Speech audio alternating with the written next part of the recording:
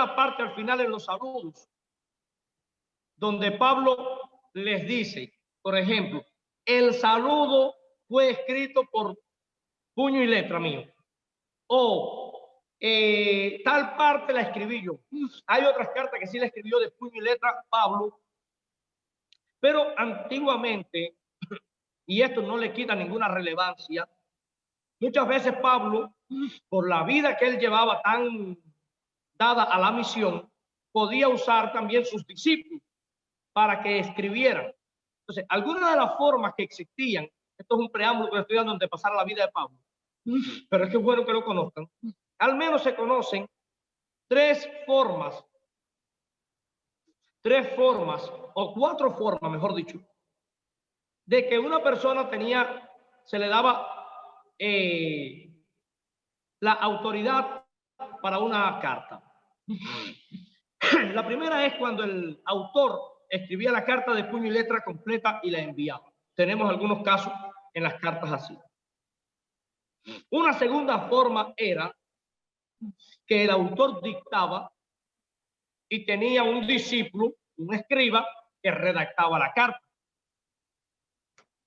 Una tercera forma era que el autor le daba la idea de lo que quería expresarle a la iglesia y este discípulo redactaba la carta y el autor la firmaba. Al menos estos tres son los tres puntos elementales que se pueden haber usado en la escritura de todas las cartas de Pablo. En algunas ocasiones las escribió él todas, otras partes él dictó y otras partes pudo decirle, por ejemplo, a alguno de sus discípulos, quiero que le escribas a tal iglesia y le expreses esto, y el discípulo redactaba la carta y la enviaba y Pablo la firmaba. Eso es un método que se sigue usando hoy en día y no deja de ser la carta autoría de uno, porque uno fue el que mandó a hacerla, uno fue el que dio la idea, uno la revisa y si está acorde a lo que uno quiere transmitir, pues sencillamente la firma y ya queda como de su autoridad. Ahora, ¿qué podemos decir de la vida del apóstol Pablo?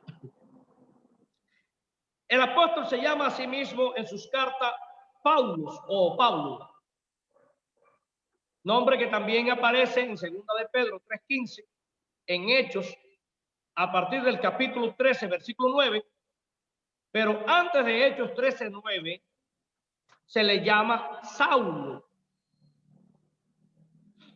Equivale al nombre hebreo de Saúl, nombre del primer rey del antiguo Israel. Quizás algunas personas creen de que en Pablo pasó lo que pasó con Pedro, que el Señor le cambió el nombre. Lo que pasó quizás con Mateo, que pudo habérsele cambiado el nombre, se le cambió. Lo que pasaba en el Antiguo Testamento, lo que pasó con Abraham, lo que pasó con otras personas, pero con Pablo no pasa eso. Sencillamente, Pablo llevaba los dos nombres.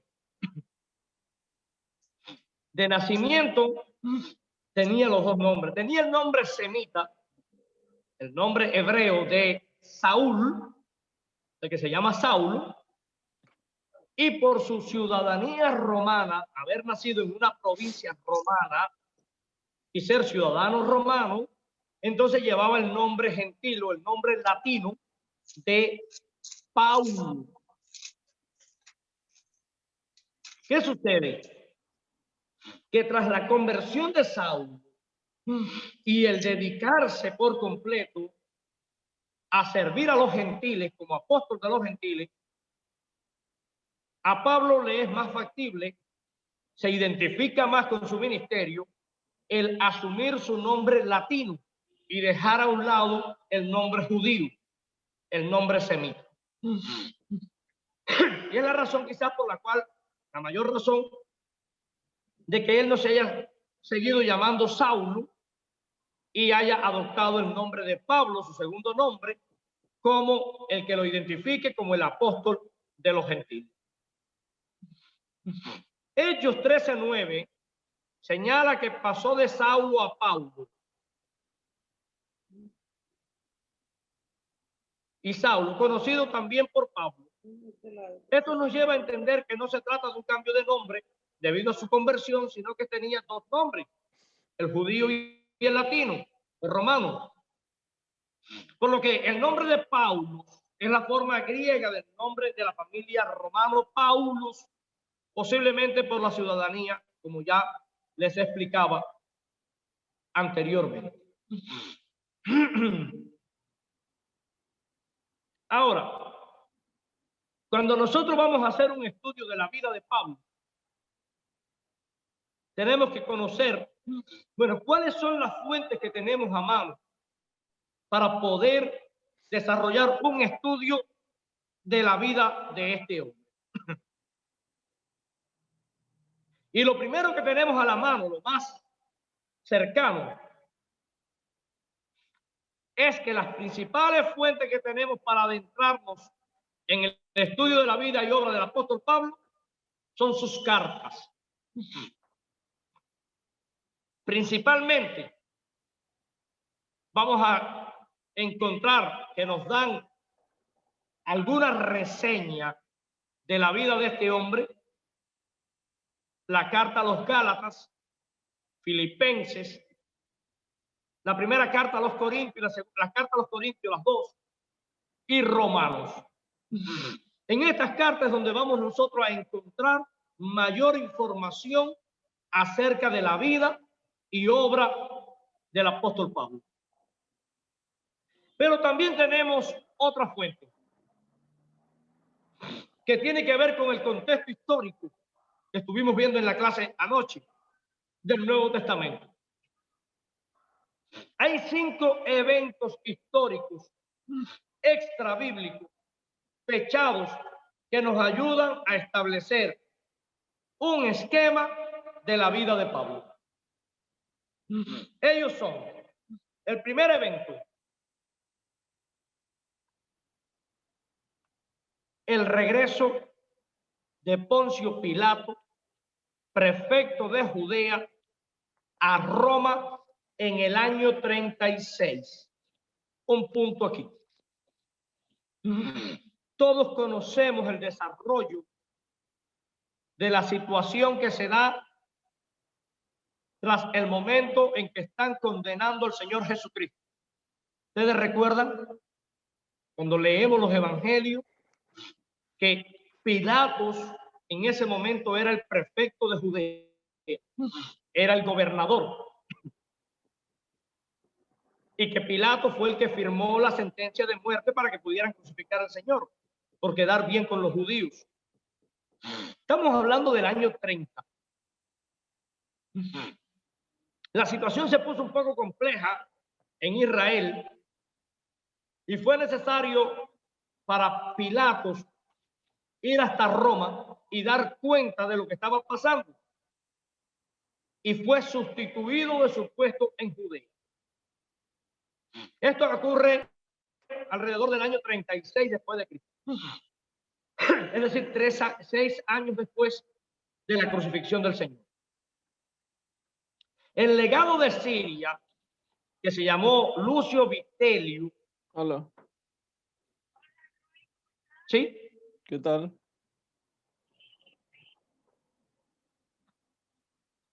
¿Me decían algo? Espérese un momentito. Sí. El legado de Siria, que se llamó Lucio Vitelio, lo mandó allá para que respondiera de sus actos ante el emperador. La remoción de Pilato y la llegada de un nuevo prefecto, el prefecto Marcelo, fue una ocasión propicia para que se diese el juicio y la muerte de Esteban, que relata Lucas en Hechos 6 y en Hechos 7. ¿Qué sucede? Recordemos que para los romanos era importante mantener la paz y los judíos estaban bastante exaltados con la situación que estaba pasando en Judea. Sobre todas las cosas se está dando muchas situaciones entre los judíos miembros de este grupo contrarios al evangelio y los judíos cristianos. Y ya comienzan a haber ciertas y determinadas conflictos. Ustedes verán que muchas de las cárceles que tuvo Pablo es por causa de los conflictos con los propios judíos.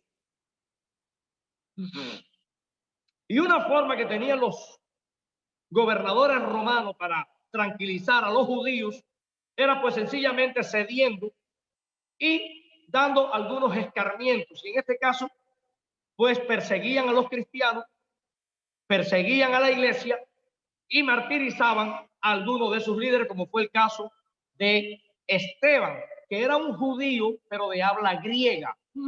Recordemos que en el principio de la iglesia, la persecución no fue contra los judíos de habla hebrea. En un principio ni a Pedro, ni a Juan, ni a ninguno de los apóstoles los comenzaron a perseguir.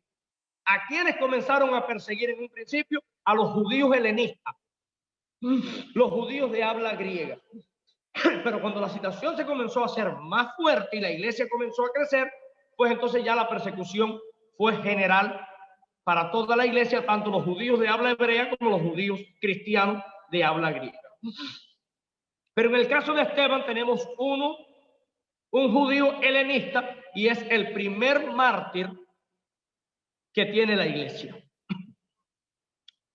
Esto lo recoge, o parte de esta historia la recoge el historiador judío Josefo en la obra escrita por él titulada Antigüedades Judías.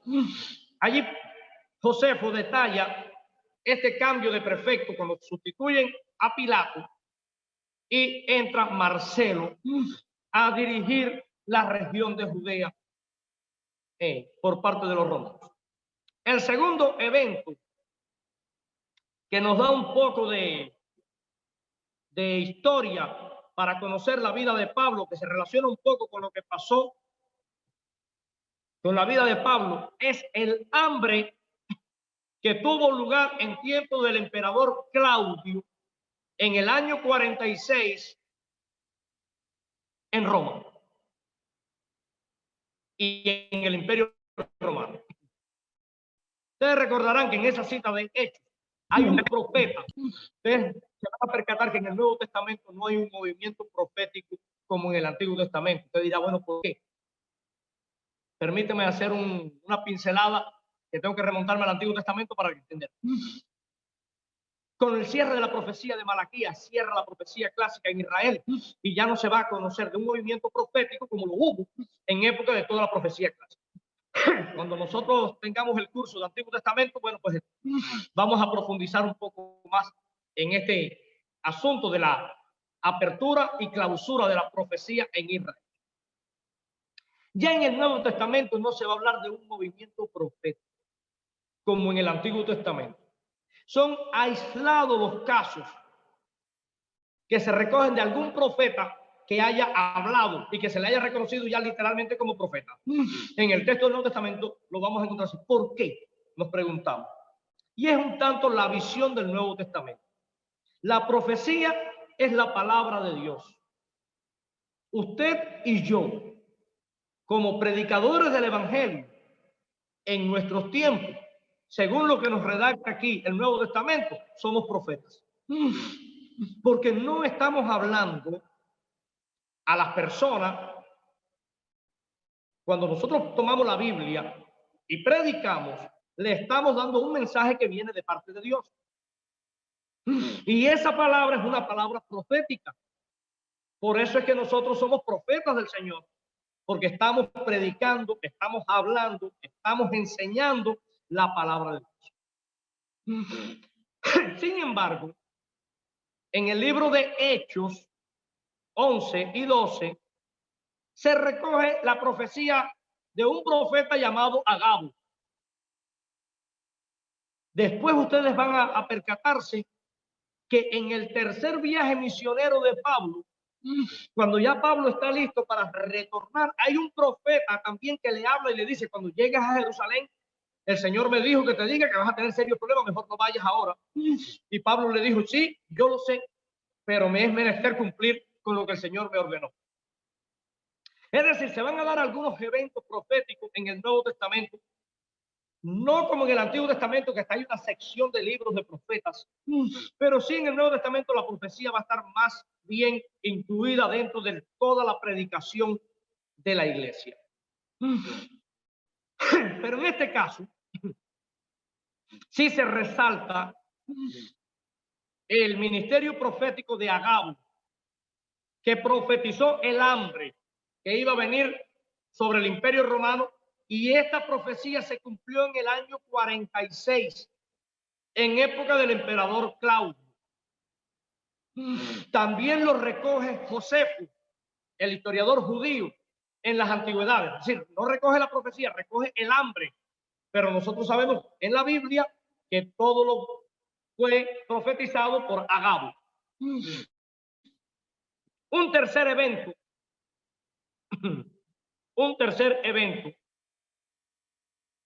es el edicto de Claudio, expulsando a los judíos de Roma por el año 49 después de Cristo. Según Suetonio, Claudio lo expulsó a causa de las constantes reyertas entre los judíos y los judeocristianos a causa de Cristo. Pues bien, ¿qué tiene que ver esto con la vida de Pablo? Tiene que ver mucho. Porque casualmente Hechos 18 narra que Pablo llegó en uno de sus viajes y se encontró con un matrimonio, Aquila y Priscila. ¿Recuerdan Aquila y a Priscila? Aquila y Priscila fueron obligados a abandonar Roma por el edicto de Claudio. Y Aquila y Priscila, cuando retornan de Roma, se convierten en colaboradores del apóstol Pablo. Un cuarto evento es el proconsulado de Junio Galión Eneo en Acaya en el año 52 después de Cristo, donde Pablo es conducido a su presencia en Corinto a finales del segundo viaje misionero, que nos relata Hechos 18:12. Entonces ya ahí podemos nosotros ir fijando el momento en que Pablo se encuentra con Julio Galión, que narra Hechos 18 fue en el año 52 después de Cristo. Y el quinto evento que nos ayuda a conocer la vida y obra de Pablo es cuando Porcio Festo sucedió a Antonio Félix como procurador de Judea en el año 60 después de Cristo. Es muy difícil poder fechar la fecha de la sucesión, pero esta del año 60 es la más utilizada. Al llegar el nuevo procurador, Pablo apeló a César para ser juzgado en Roma, según narra Hechos 24 y Hechos 25. Es decir, Pablo está preso. Recuerda que hay un complot para asesinar a Pablo por parte de los judíos. Un sobrino de Pablo, y ahí sabemos que Pablo tenía una hermana, un sobrino de Pablo escucha el complot, da aviso, y entonces cuando deciden trasladar a Pablo, y luego viene toda esta parte que nos narra Hechos, donde Pablo comienza a predicarle a Agripa, a Berenice, y finalmente se da el traslado del apóstol a Roma cuando él apela al César en el capítulo 24 y 25. Bueno, esto se da a raíz de este cambio de prefectura de Poncio Festo por Antonio Félix. Es desconocida la fecha del nacimiento de Pablo. El apóstol no nos da mucha referencia de cuándo nació, pero se debe situar en la primera década después de Cristo, es decir, entre el año 0 y el año 10, o entre el año 1 y el año 10. Como se afirma que era un joven cuando Esteban fue lapidado, Hechos 7:58, entonces podría tener entre 24 y 40 años de edad, porque la juventud en el contexto judío llega hasta los 40 años. Ya a partir de los 41 es que la persona se deja ver madura, pero hasta los 40 es tenido como un joven. Entonces Pablo tiene que haber estado entre los 24 y los 40 años cuando se da el martirio de Esteban.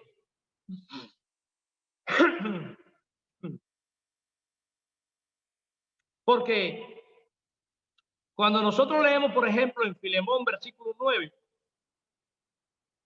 Pablo se autoproclama o se hace llamar presbíteros, que es lo que quiere decir anciano. Y si él en este momento que está preso se proclama anciano, un presbítero, tiene que haber nacido a 10, es decir, la primera década de la era cristiana. Nació en la ciudad helenística de Tarso de Cilicia, como él bien dice, una ciudad muy importante. Sus padres eran judíos, descendientes de la tribu de Benjamín. Tenía una hermana. Son algunos datos de la vida de Pablo que la misma Biblia nos va dando. Al proceder de una ciudad helenizada como Tarso, Pablo conocía muy bien el griego. Como nos dice Hechos 21:37. Y las cartas de Pablo revelan el conocimiento profundo que tenía del griego.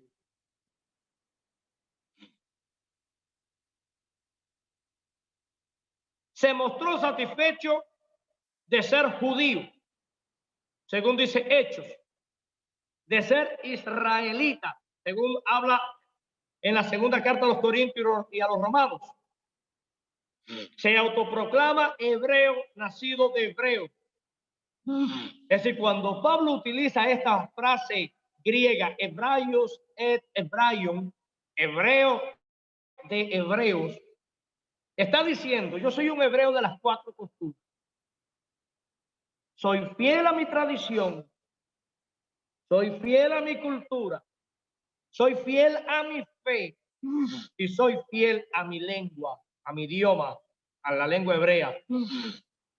Porque ya había, como les dije en la clase de ayer, un gran número mayor del que vivía dentro de Israel, que eran judíos de habla griega, que ya no se podían autoproclamar hebraios et hebraium, hebreo de hebreos. Nos dice el propio apóstol Pablo que estudió a los pies de Gamaliel. Recuerden que ayer les hablé y les dije que dentro del judaísmo existían numerosas escuelas. Bueno, uno de los maestros de más renombre en el primer siglo del judaísmo fue el rabino Gamaliel. Y al educarse a los pies de Gamaliel demuestra que se preparó para ser un rabino, es decir, para dedicarse a esta profesión, ser rabino, maestro. Por lo que cuando Pablo se convirtió, en el momento en que tiene el encuentro con Jesucristo en el camino a Damasco, ya él no era un estudiante, no era un discípulo de Gamaliel, no era un Talmid Hakam, un discípulo rabínico, sino un maestro reconocido de renombre con capacidad para formular decisiones legales. Por esta razón, cuando a Esteban lo van a apedrear, las vestiduras de Esteban lo traen a los pies de Saulo, porque Saulo tenía fuerza legal para autorizar lo que se iba a hacer con Esteban. Es decir, él tenía la capacidad y la autoridad de los ancianos judíos de tomar decisiones legales. Y si él tenía esa capacidad, entonces Saulo era como un fariseo, miembro del Sanedrín. ¿Qué cosa era el Sanedrín? El tribunal judío. Que si bien es cierto, en el primer siglo, el tribunal judío no tenía la autoridad para poder darle muerte a una persona, tenía que tener el visto bueno de los romanos. Parece que para este tiempo el nuevo procurador romano le había dado ciertas facilidades, ciertas autoridades al Sanedrín, de ahí que se ejecute según la ley a Esteban y comience una persecución. Pero una persecución ¿dónde? ¿En Jerusalén? No, en las iglesias que están en Siria, en las iglesias que están en Damasco, la iglesia que está en territorio gentil, donde están los cristianos judíos helénicos. Ahora, Saulo, al ser un maestro de renombre, un rabino, y tener decisión legal y formar parte del Sanedrín, podemos expresar, o podemos decir por lo expresado por el propio apóstol, se puede llegar a la conclusión de que Pablo era de mediana edad cuando se convirtió. ¿Por qué? Porque se requería haber cumplido los 40 años para recibir la designación de rabino. Quiere decir que si ya Pablo era un rabino, ya tiene que haber tenido más de 40 años. También se demuestra que Pablo estaba casado, porque era preceptivo en el caso de los rabinos y miembros del Sanedrín ser casado. Si usted no era casado, no podía ser un rabino. Y si usted no era casado, no podía formar parte del Sanedrín. En consecuencia, cuando Pablo escribe en 1 Corintios 7:8, digo a los solteros y a los viudos, bueno es que se queden como yo estoy. Él se clasificaría entre los viudos, los cherais o los cherais, no entre los agamois, que son los solteros. Es decir, que cuando Pablo está diciendo esto, en la primera carta a los Corintios, capítulo 9:5, en 1 Corintios 7:8 y 1 Corintios 9:5, Pablo no se proclama soltero, sino viudo. Viudo, cuando enviudó, no se casó más. Como viudo sí podía estar en el Sanedrín, pero no como soltero y ser un maestro judío. Respecto a su conversión, existe división de criterio al proponer la fecha. Lo que sí está claro es que está relacionada con el martirio de Esteban, cuando los testigos depositaron su vestidura a los pies de Saulo, según Hechos 7, para que las guardara. Este martirio y la persecución a la iglesia que le continuó encajan bien con el cambio de prefecto que se produjo en el año 36. Y si nosotros analizamos, ustedes saben que una vez que Pablo se convierte, él no se da a la misión, él se va para Tarso. Por lo menos está 12 años en Tarso, 12, 14 años. Y esta fecha va a corresponder bien con los 14 años que medían entre la conversión de Pablo y su visita a Jerusalén en ocasión del concilio. Recordemos que es Bernabé quien va a buscar a Saulo en Tarso y lo trae. Al principio la iglesia desconfiaba de él porque había sido un gran perseguidor de la iglesia. Y se da este lapsus de... Bueno, pudiera ser el año 36, es la fecha que más aceptación tiene como la fecha de conversión de Saulo. Algunos comentaristas prefieren fechar la conversión en el año 33. Es decir, 3 años después de la crucifixión del Señor y resurrección. Y se lo hacen al usar Gálatas 1:18, que habla de 3 años, de 3 años que Pablo está en Arabia, del que Lucas no dice nada, ahora vamos a llegar allí, y de los 14 años que habla Gálatas 2:1, y entonces ya encajaría un poco más el año 33 como una posible fecha de conversión. No mucho tiempo después de su conversión marchó Pablo a Arabia. Lo dice Gálatas 1:17. Y es raro que Lucas no diga nada de este viaje en el libro de los Hechos. Por lo que más probabilidades tiene es que cuando se refiere a Arabia se entienda el reino de los nabateos, que en ese momento estaba gobernando Aretas IV, Filopatris en Transjordania. No conocemos el propósito de este retiro de Pablo a Arabia. Todo lo que sabemos es lo que se puede especular. Algunos dicen que esos 3 años Pablo lo dedicó para meditar y prepararse para su ministerio apostólico.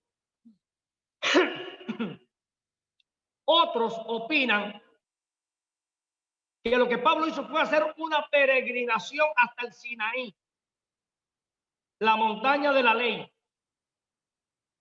y así dejar por hecho de que la ley estaba abrogada.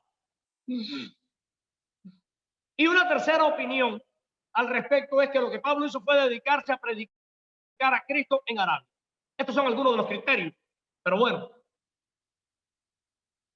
el propio apóstol no dice nada, Lucas no nos dice nada, solamente dice que se fue a Arabia y que estuvo unos 3 años por allá.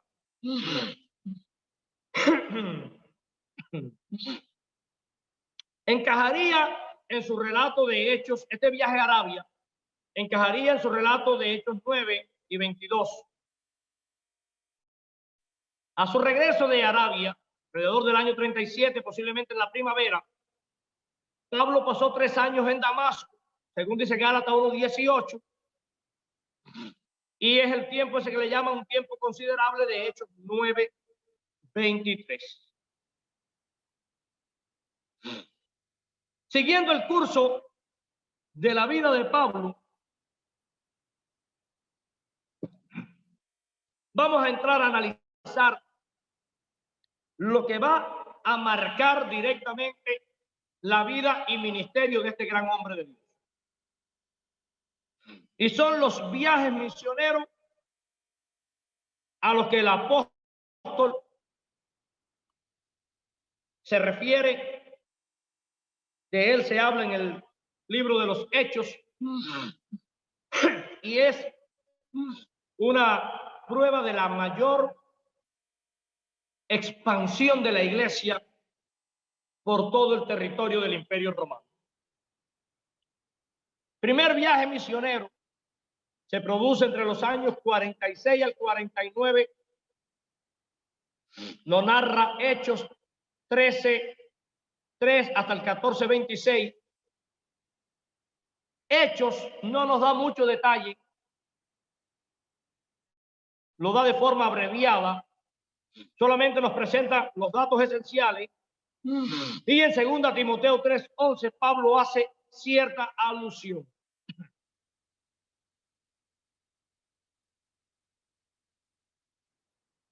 Lo que sí sabemos es que Bernabé buscó a Pablo, viene para la iglesia de Antioquía, la iglesia más misionera de todas.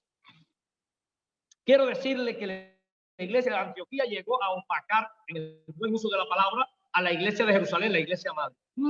Porque mientras la iglesia de Jerusalén se está desgastando en una serie de conflictos internos entre los judíos y los judíos cristianos y la ley, que si la iglesia, y que si hay que guardar la ley, que si no, que si aquello, la iglesia de Antioquía se está dando a predicar a Jesucristo y a abrirse a una vida misionera. La iglesia que en un principio comenzó a tomar las palabras de Jesucristo y ponerlas por obra, de ir y predicar el evangelio a toda criatura, es la iglesia de Antioquía. Por eso Antioquía se convierte en la iglesia más popular, la iglesia más misionera, la iglesia que por primera vez saca el evangelio de Jerusalén para llevarlo al mundo.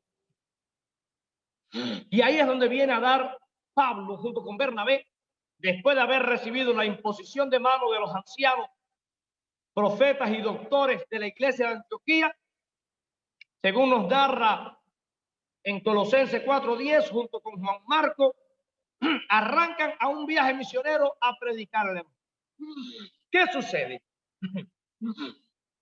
Cuando regresa Pablo de este primer viaje misionero, se produce una gran conversión de gentiles y de judíos helenistas.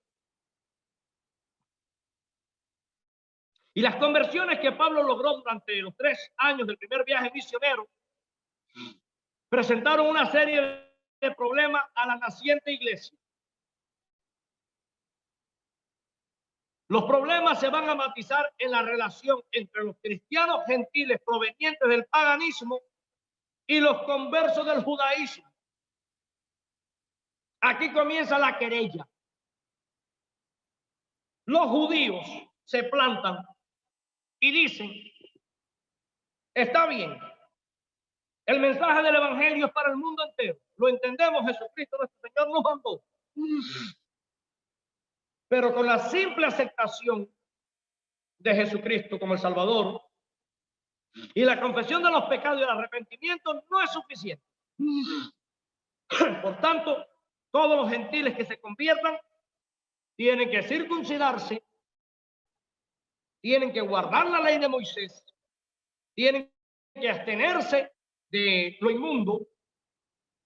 Y ahí comienza la gran lucha, porque por otra parte los gentiles dicen: ¿por qué razón nosotros no tenemos que hacer nada de eso? Y este conflicto comenzó a crecer. Y el conflicto originado entre los cristianos gentiles y los judeos cristianos crece tanto que lleva a la celebración de un concilio en Jerusalén. La iglesia tiene que ir a la iglesia madre, donde está Pedro, el principal líder de la iglesia. Están los otros apóstoles, los apóstoles que tenían autoridad, porque recuerden que cuando hablamos de apóstoles como autoridad, eran aquel grupo de los 12, los testigos presenciales, eran los que podían definir y decidir sobre la doctrina de la iglesia. Vamos a ver que en un futuro, después más adelante, también se le van a llamar, se le va a dar títulos de apóstoles a otros, pero que no tenían autoridad como los primeros. Y llega el concilio hasta Jerusalén. Este concilio se celebró en el año 49. Pero ¿cuál es el tema a tratar en el concilio? Punto. Cuidado. Lucas fusiona todo en el capítulo 15 como si se tratara de una misma cosa. Pero no es así. Cuando nosotros hacemos un estudio más profundo de lo mismo que nos dice Lucas, de lo que expresa Pablo, de lo que se expresa en otros textos del Nuevo Testamento, vemos que debemos tener cuidado para determinar cuál fue el tema que originó el concilio. En la carta del apóstol Pablo a los Gálatas, capítulo 2, versículos 1 al 10, se puede llegar a la conclusión de que la única cuestión planteada y resuelta allí en el concilio de Jerusalén fue lo referente a la circuncisión. Y esta misma impresión la tenemos en Hechos 15, 6 al 12.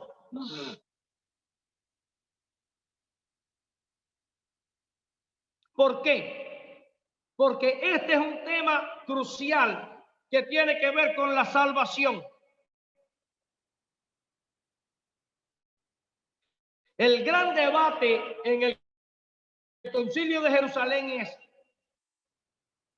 si únicamente la fe en Cristo garantizaba la salvación o si la fe debía estar ligada junto con la circuncisión y la observancia de la ley de Moisés. el tema de los alimentos no se trató en ese momento. El tema de los alimentos que después en el capítulo 15 también, pero a partir del versículo 13 al 29, trata Lucas en Hechos, era distinto y hay que diferenciarlo cuidadosamente del que se planteaba a propósito de la circuncisión. Entonces tengamos en cuenta que el Concilio de Jerusalén únicamente trató lo concerniente a si la salvación es producto únicamente de la fe depositada en Cristo o si esta fe tenía que estar ligada a la circuncisión y observancia de la ley de Moisés, como pretendían los fariseos que se habían convertido al evangelio y que estaban pidiendo que los cristianos gentiles lo adoptaran de esta forma. ¿Por qué yo les digo que el tema de los alimentos no tiene que ver con el tema que se trató en el concilio? Que es un tema que se trató después, tiempo después al concilio.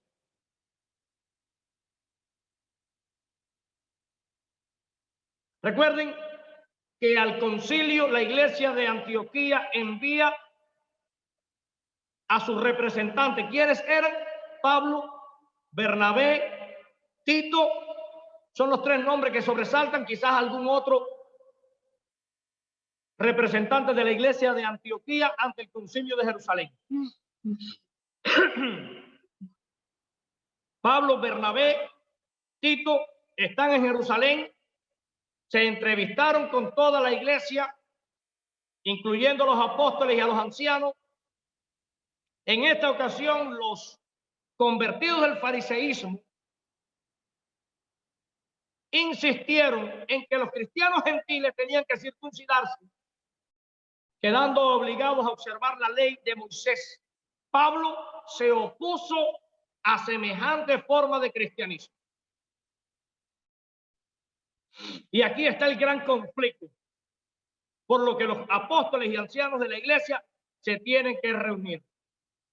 La voz que prevalece en el concilio es la voz del apóstol Pedro, líder principal del apostolado. La asamblea, una vez que logró determinar la magnitud del problema y escuchar a los delegados de Antioquía, en este caso la voz de Pablo, de Bernabé, la asamblea se puso de acuerdo en rechazar la circuncisión obligatoria de los conversos gentiles y la sumisión de esto a la ley de Moisés. Punto. Los cristianos gentiles no tienen que circuncidarse ni tienen que guardar la ley, porque la sola fe en Jesucristo es suficiente para ser salvo. Esta es la declaración, este es el acuerdo que el concilio toma, por lo que el apóstol Pablo y los delegados de Antioquía salen victoriosos y retornan a Antioquía convencidos y victoriosos de que la iglesia estaba libre de tener que estar sometida a la ley de Moisés. Ahora, el tema de los alimentos está separado del abordado en el concilio. Se debe haber tratado tiempo después, debido a los conflictos que continuaron en la iglesia de Antioquía entre los judeos cristianos y los cristianos gentiles. Por lo que fue necesario apelar otra vez a la iglesia madre de Jerusalén. No se sabe si en la segunda consulta no parece que ya Pedro estaba. Quien toma las determinaciones es Santiago, el hermano del Señor, que es el jefe de la iglesia de Jerusalén. Y como resultado de la consulta elevada a la iglesia de Jerusalén, Santiago envió una carta a la iglesia y a las diferentes comunidades de la iglesia en Siria, a la iglesia de Antioquía. Y en esta carta que Santiago le envía a la iglesia es cuando le habla, bueno, al menos absténganse de comer carne sacrificada a los ídolos, de sangre, de carnes de animales de ahorcado, y de no caer en fornicación. La envió con Judas, Barsabas y Sila a Antioquía, y a Pablo y Bernabé, según dice Hechos 15:35. Dice que ambos habían permanecido cierto tiempo en Antioquía enseñando y predicando. Y cuando se envía la carta de Jerusalén, se presume que Pablo y Bernabé están aún en Antioquía. Pero al parecer Pablo ya había partido, pues no supo de la carta de Jerusalén hasta más tarde, según Hechos 21:25. ¿Se dan cuenta por qué razón digo que son dos temas separados que no tienen que ver? Que el tema del concilio no es el tema de los alimentos, es el tema de la salvación, si tiene que ver con la ley o si solamente la fe, porque en el concilio sí estaba presente Pablo y Bernabé, pero cuando Santiago envía esta carta hablando de los alimentos y demás, Pablo ya no estaba en Jerusalén, Pablo ya quizás no estaba ni en la propia Antioquía, debe haber estado en alguno de los viajes. Cosa que después se va a suscitar un problema dentro de la iglesia gentil. Imagínese usted, para la iglesia que vivía en toda esta región del antiguo imperio griego, donde prácticamente el 100% de los alimentos que se vendían en las carnicerías provenían de círculos paganos. ¿En qué aprieto estaban los cristianos? Perdón, Pastor Javier. Sí. Es que tengo una inquietud, pero bueno, como habíamos quedado de no interrumpir por las inquietudes, no sé si después se la envío o quiere que la mencione. Es sobre lo que está comentando, porque tengo otra percepción del relato de hechos un poco diferente a la que está mencionando. Sí, dígame. ¿La puedo mencionar o...? Sí, dígame. Ok, es que precisamente en Hechos 15, donde trata el tema del concilio, lo que le estoy entendiendo a usted es que el concilio pudo tener una duración larga y que fue dividida en dos tiempos. O sea, quiero preguntarle eso a ver si es que yo le estoy entendiendo mal. El tema central. O sea, entiendo eso porque usted dice que primero se trató el tema de la circuncisión. Exacto. Donde Pedro toma la palabra, después... y que después de un tiempo más adelante, no en el mismo... se trató el tema del que habló Jacob, pero leyendo... Por lo que nos narra el propio... Sí. Por lo que nos narra el propio libro de los Hechos. Sí, lo que le explicaba era... Sí, perdón, para terminar la idea, le redondeo la idea. Lo que pasa es que a mí no me concuerda que eso hubiera sido en dos tiempos diferentes, porque la narración que lleva Lucas precisamente habla de una narración natural. Entonces, Sí. cuando nosotros leemos la narración, inclusive él da detalles del silencio de la multitud, o sea, como si fuera una narración continua del concilio. Y finalmente, ellos, después de que habla Jacobo, dice que acordaron todos, incluido Pedro, acordaron todos los apóstoles de hacer una carta y enviarla no aparte, o sea, se menciona a Bernabé, a Pablo y a los otros tres enviados para que fueran todos en conjunto. Y más adelante, cuando ya inicia el segundo viaje misionero, dice que Pablo y Bernabé seguían dando esas mismas ordenanzas para poder confirmar la iglesia. Ajá, mire, tenemos que partir que el relato del concilio queda todo fusionado en el capítulo 15 que Lucas redacta en el libro de los Hechos. Es decir, Lucas fusiona los dos relatos en este capítulo.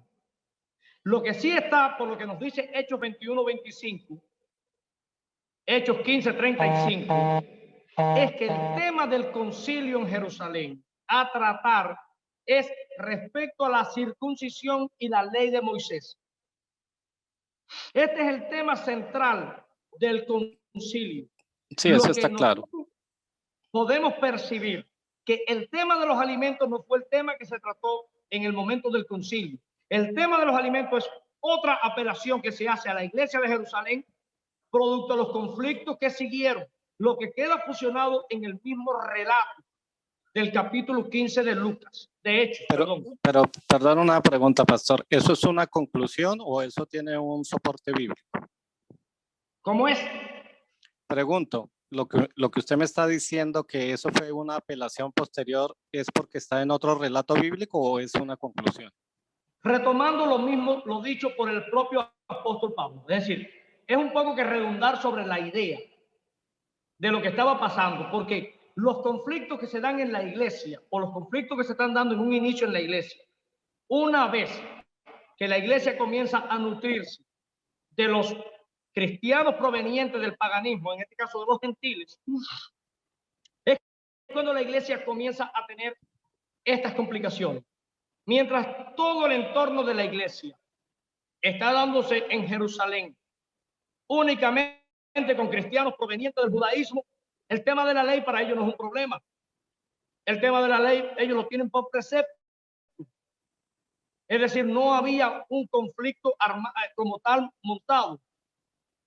Una vez que comienza la iglesia a expandirse y los gentiles comienzan a convertirse, es que comienza la gran lucha.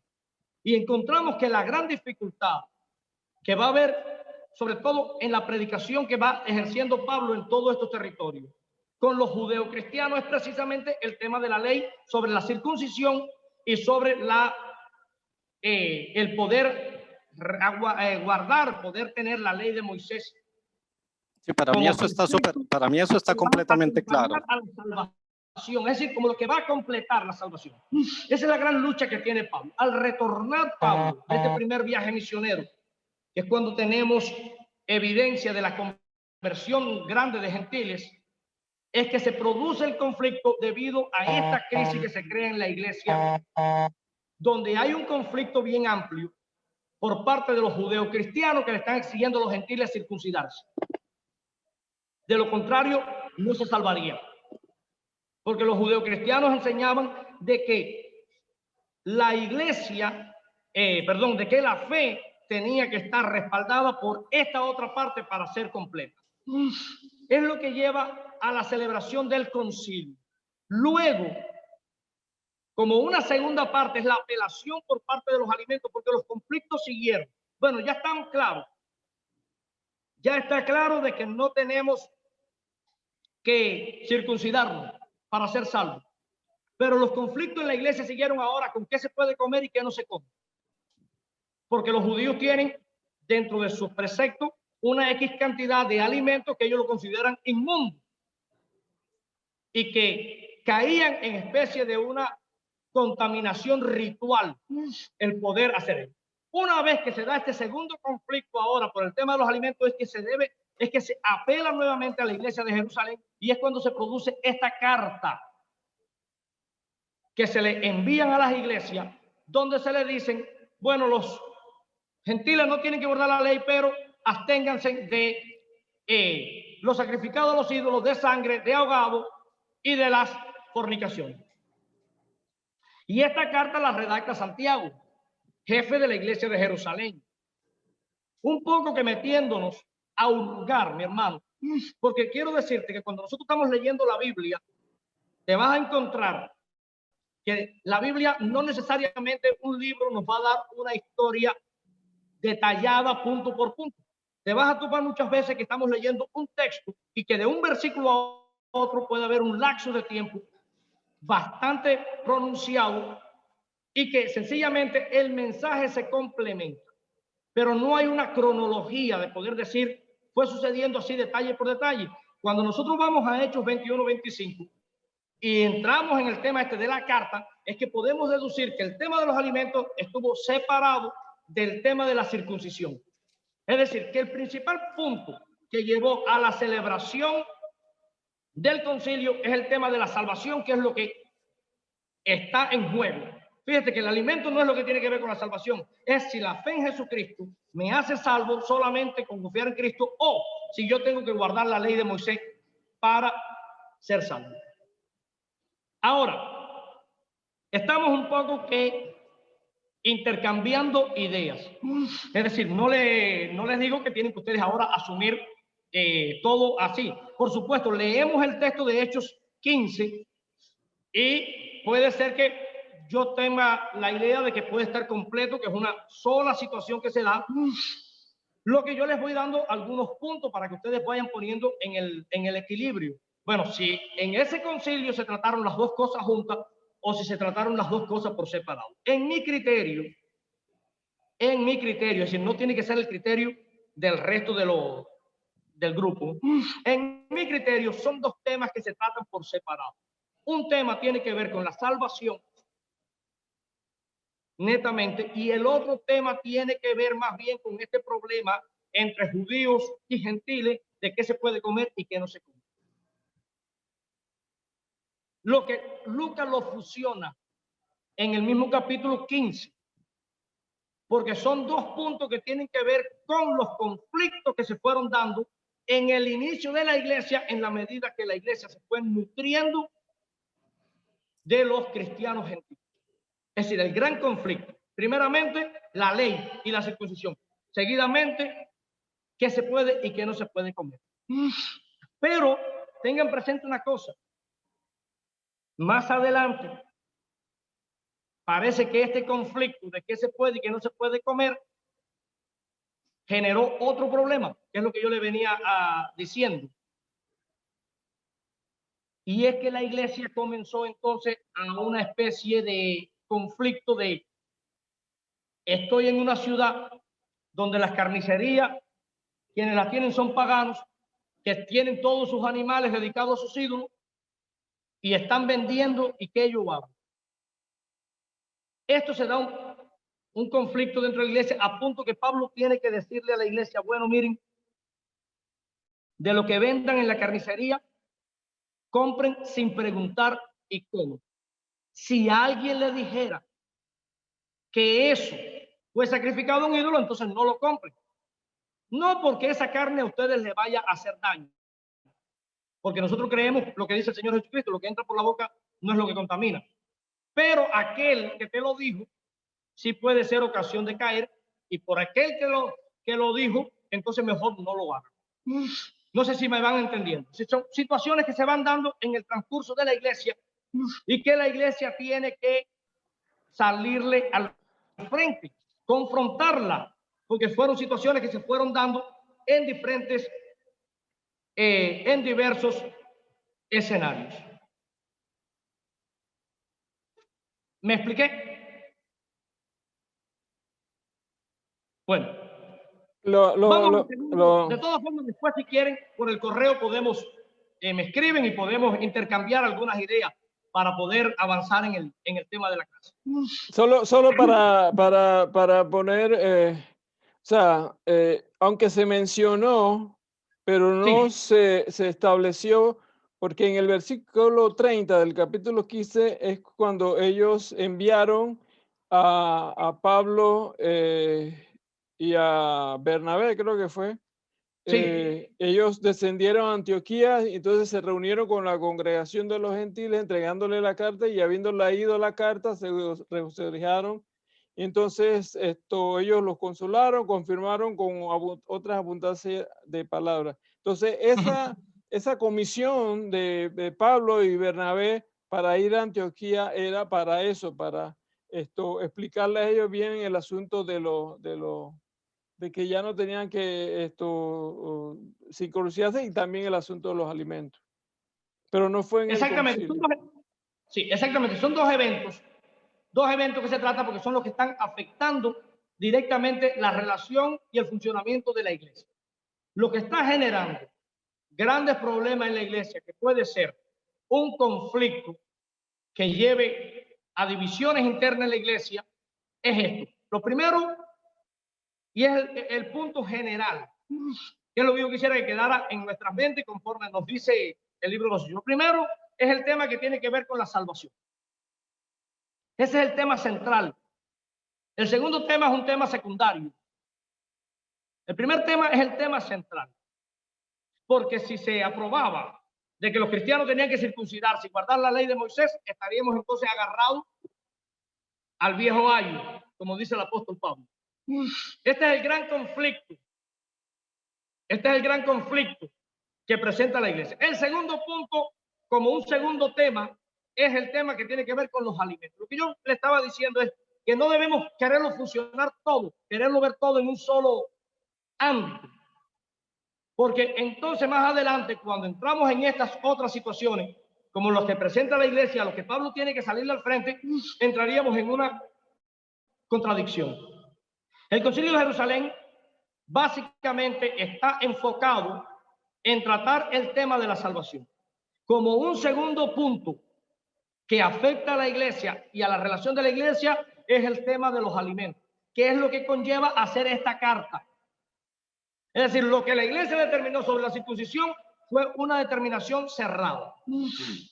Y lo que varios o los exégetas bíblicos plantean es que en el caso de esta carta, ya el caso de la carta estamos viendo que parece que más bien tiene que ver con la autoría de Santiago, el líder de la iglesia de Jerusalén. En el primer punto, que es el tema de la salvación, sí está la voz de Pedro como la voz autora y líder principal de la iglesia.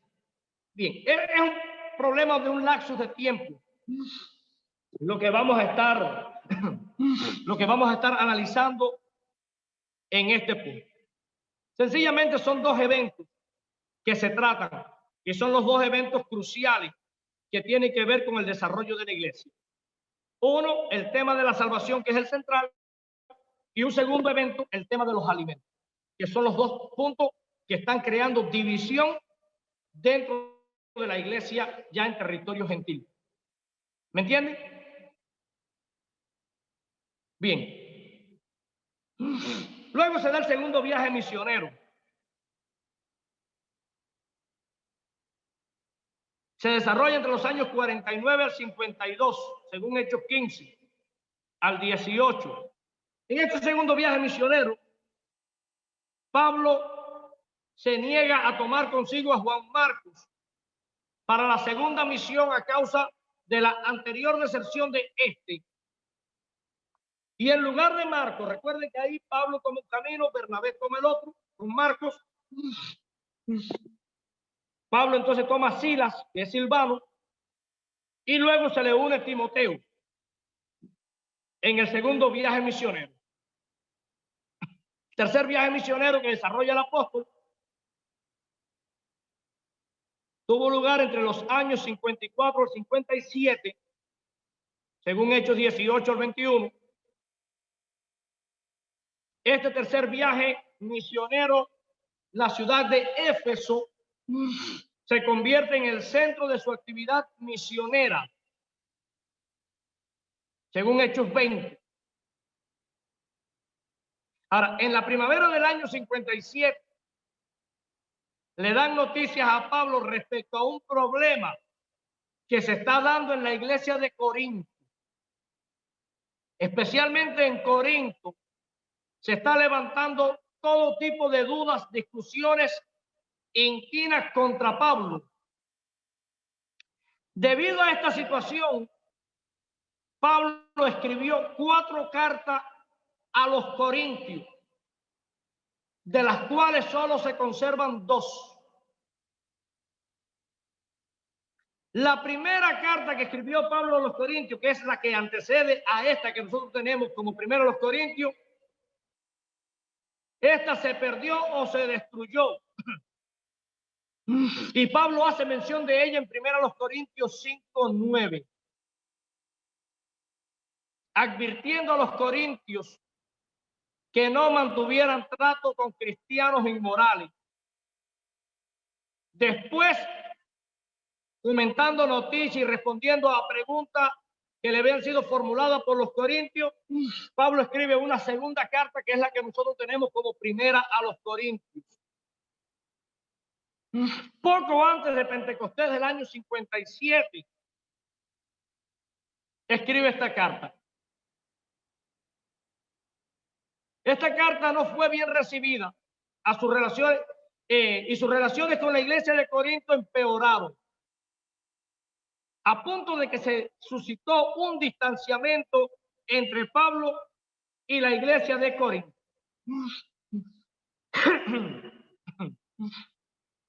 La situación exigió una apresurada visita a Corinto.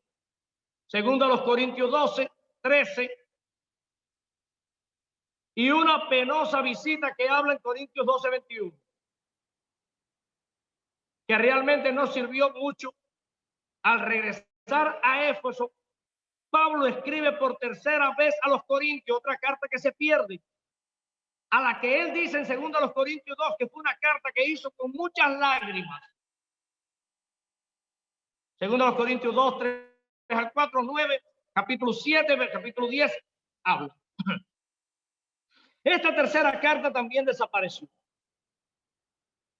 Finalmente Pablo envía a Tito en una visita personal a los Corintios, en un intento de suavizar la relación. Y es Tito la persona que Dios usa para servir de mediador y volver a unir al apóstol con la iglesia de Corinto. De que se limaran las asperezas y la iglesia de Corinto fuese nuevamente se acercara al apóstol Pablo. Tras el retorno de este tercer viaje misionero, lo que sigue en la historia de este gran hombre es su encarcelamiento debido a su viaje en Jerusalén en el año 58 aproximadamente después de Cristo. Y en este periodo que está preso en Roma, debe haber escrito las cartas pastorales. Lo que se cree, esto no está escrito en ninguna parte. Hechos termina diciendo que Pablo estuvo 2 años encerrado en una casa, prisión domiciliaria. Pero lo que se lleva a suponer es que Pablo fue puesto en libertad, visitó de nuevo Oriente, se cree que quiso visitar España, pero que de alguna forma no se sabe si llegó a España. Ahí hay una división de criterios, algunos dicen que sí, otros dicen que no. Pero lo que se cree es que pudo haber visitado nuevamente Éfeso, Macedonia, Grecia. Algunos dicen que llegó hasta España. Y conociendo que se aproximaba el final de su vida, Pablo constituiría a Tito jefe de la iglesia de Creta, obispo de la iglesia de Creta, y a Timoteo obispo de la iglesia de Éfeso. Escribe 2 cartas a aquellos discípulos y a sus iglesias. La segunda carta a Timoteo sería la última voluntad o despedida del Pablo, porque se cree que después de esto volvió a ser apresado, llevado a Roma y condenado a muerte. Y que esta segunda carta a Timoteo la escribió cuando ya estaba muy próximo a su muerte. Se cree que pudo haber sido encarcelado en Troades, llevado a Roma de nuevo. Estoy hablando de 2 Timoteo, esta cita que tengo ahí. Y esta segunda carta pudo haber sido escrita desde la prisión por el año 67, aproximadamente. Respecto a la disposición de las cartas de Pablo,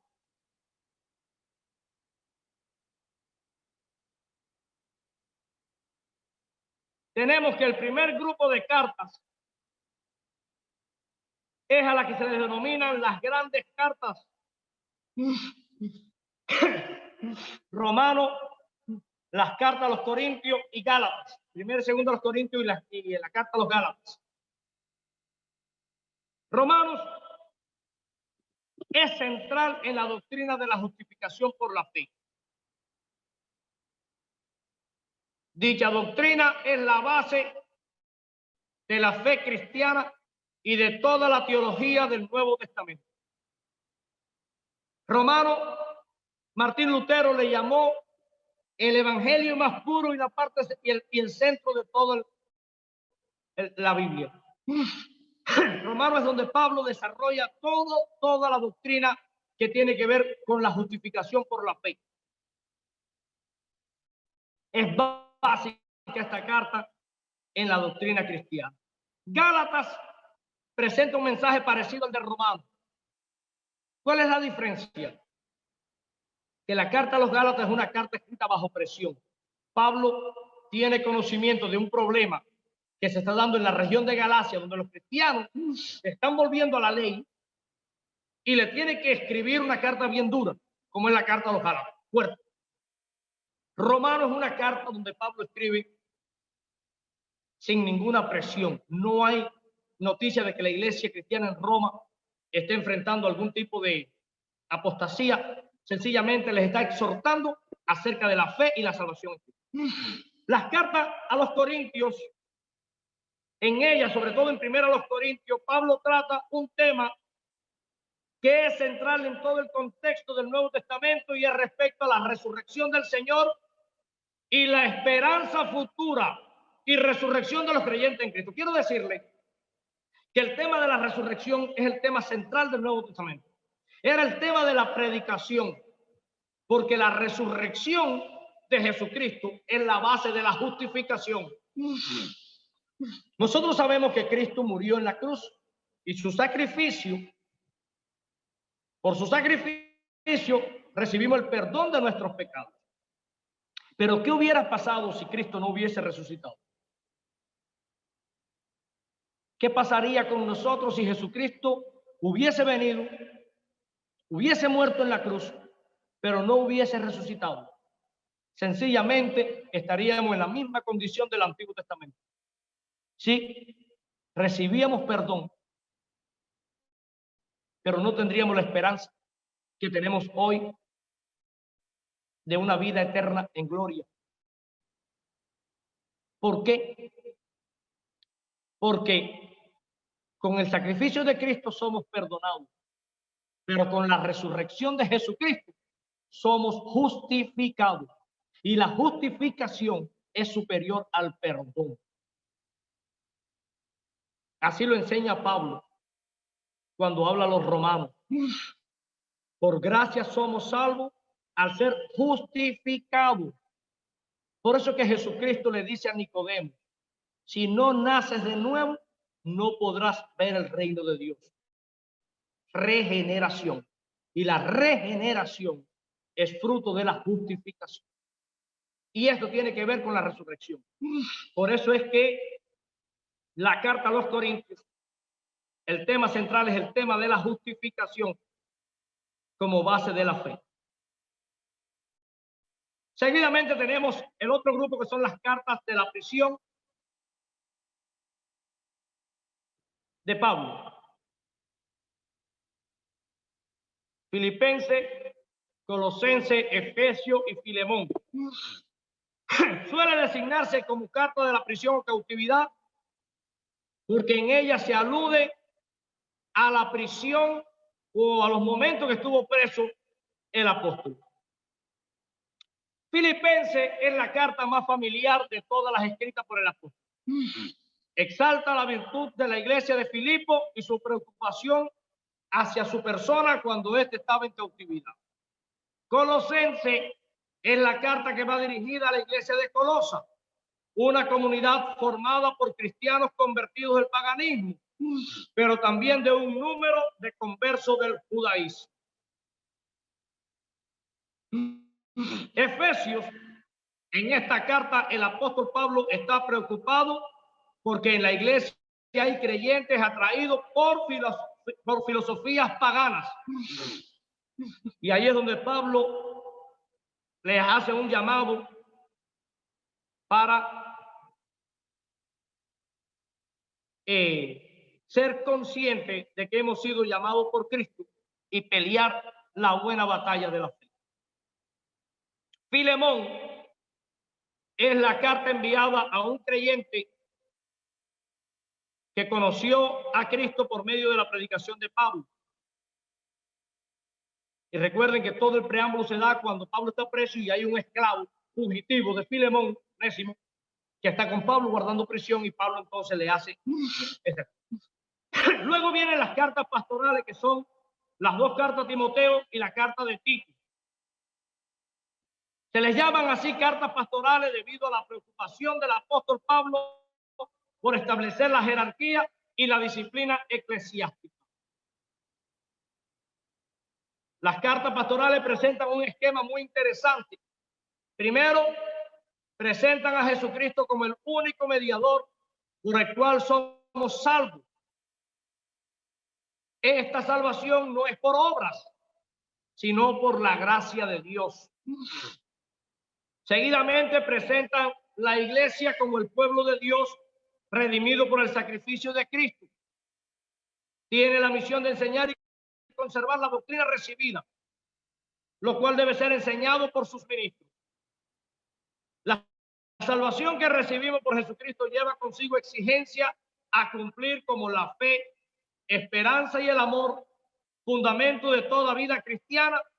Además, mantener viva una vida de oración y espíritu de lucha, obediencia, paciencia y mansedumbre, pureza, fidelidad a la sana doctrina y práctica de buenas obras, que son el testimonio de nuestra fe.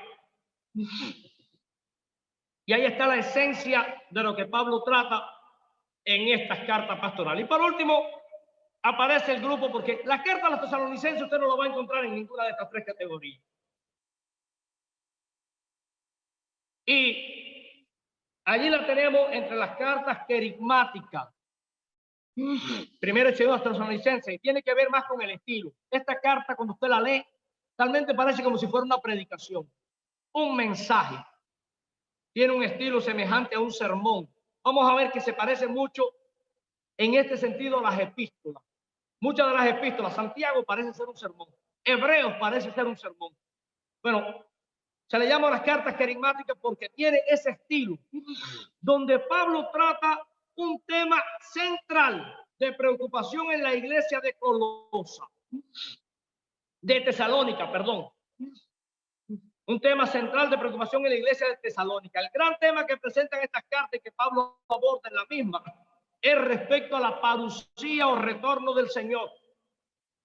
Como no se sabía cuándo el Señor regresaría a buscar su iglesia, los creyentes de Tesalónica se preguntaban, ¿qué va a hacer de los fieles que mueran antes de venir Jesucristo?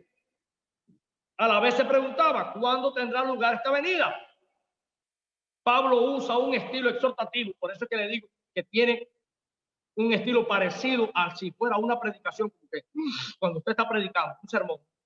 Pablo usa un estilo exhortativo que llama a la iglesia a no desesperarse y esperar con paciencia, manteniendo su obra conforme a lo que ordenó el Señor Jesucristo. Es decir, no se desesperen ni pierdan la fe. Esperen confiado en lo que ordenó el Señor Jesucristo. Podemos concluir la clase diciendo que la obra y ministerio de Pablo está respaldada por su entrega al servicio que le fue comisionado desde el día en que tuvo aquel encuentro glorioso con el Señor en el camino a Damasco. Sin lugar a duda, Pablo es uno de los escritores bíblicos que más influencia tiene en el Nuevo Testamento y en el desarrollo y conocimiento de la iglesia de Jesucristo. Pablo es un ejemplo digno de imitar para la cristiandad en todos los tiempos, al poner el llamado y la voluntad de Dios por encima de sus propios intereses. Quiero decirle que si había un hombre que en verdad lo perdió todo, un maestro de renombre judío, miembro del Sanedrín, miembro de la secta más prestigiosa del judaísmo, fiel, celoso seguidor de la ley, hombre de jerarquía, Pablo, que su nombre significa literalmente pequeño, pero que no necesariamente tiene que ser, pero bueno, Pablo quiere decir literalmente pequeño. Pablo, en un momento cuando conoció al Señor, tomó todo aquello y puede terminar con estas palabras cuando le escribe a la iglesia de Filipenses, en la carta a los Filipenses, la iglesia de Filipos, capítulo 3, versículo 8. Y ciertamente aún estimo todas las cosas como pérdida por la excelencia del conocimiento de Cristo Jesús, mi Señor, por amor del cual lo he perdido todo y lo tengo por basura para ganar a Cristo. esas palabras de ese hombre, conociendo nosotros quién fue, todo lo que dejó, todo lo que después sufrió por causa del evangelio, termina con esas palabras, que sea el ejemplo para estos tiempos donde la iglesia vive en el mundo cada día más retada, porque tenemos una sociedad que quiere asfixiarnos, queriendo meternos el secularismo en la iglesia, queriendo muchas veces influenciarnos con doctrinas extrañas que viene de una sociedad lejos de Dios, que quiere vivir de espalda, que nosotros como cristianos de este tiempo, en medio de cualquier tiempo que vivamos, sepamos que vale la pena dejarlo todo por seguir a Cristo. Así que con esto termino. Tomamos el receso y luego pasaremos después a la segunda sección.